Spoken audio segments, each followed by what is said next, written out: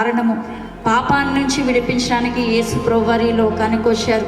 యేసు ప్రభువారికి ఒక పేరు ఉంది, ఆయన సమాధానానికి కర్త. నిజంగా ఈ లోకంలో ఎంతో ధనము, ఆస్తి, ఎంత మంచి పేరు ఉన్నప్పటికీ కూడా సమాధానం అనేది లేక బయటికి మనుషులు నవ్వుతూనే ఉంటారు, కానీ హృదయంలో ఎంతో వేదన ఉంటుంది. మనిషిని కదిపితే ఆ వేదన అంతా బయటకు వస్తూ ఉంటుంది. అయితే యేసు ప్రభువారు మన హృదయాలు ఎరిగిన దేవుడు. ఎవరైతే మీరున్న స్థలాల్లో యేసు ప్రభువా మీ సమాధానం మాకివ్వా, మీ రక్షణ మాకివ్వా అని మీరు అడిగినట్లయితే యేసు క్రీస్తు ప్రభువారు మనకి సమాధానాన్ని ఇచ్చే దేవుడు, శాంతినిచ్చే దేవుడు. ఈ లోకంలో శాంతి లేక, నెమ్మది లేక మనుషులు ఆత్మహత్య చేసుకొని చనిపోతూ ఉన్నారు. అయితే యేసు ప్రభు దగ్గర మీకు పాప క్షమాపణ కలుగుతుంది, రక్షణ కలుగుతుంది. యేసయ్యనందు విశ్వాసం ఉంచడం వల్ల మనుషులు ఉచితంగా నీతిమంతులుగా మార్చబడుతూ ఉన్నారు.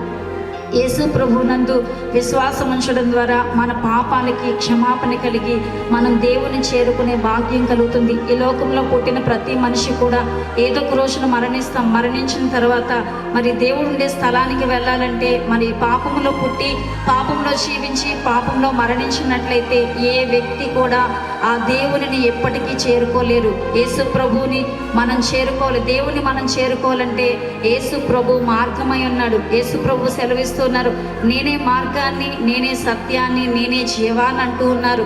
మరి దేవుణ్ణి మనం కలుసుకోవాలంటే యేసు ప్రభువునందు మనం విశ్వాసం ఉంచాలి.